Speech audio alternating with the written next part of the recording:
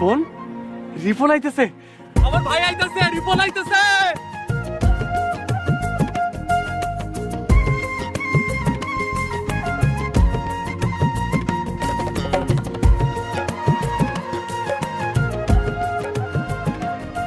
আরে তুমি এটা কি করলা, ময়লা ভরাই দিলা?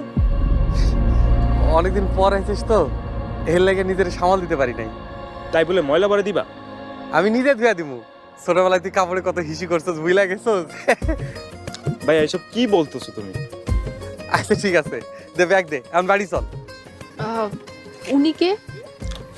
ইয়ে মানে ইয়ে মানে ইমানি করছো কেন? কে উনি? আমি ভাই।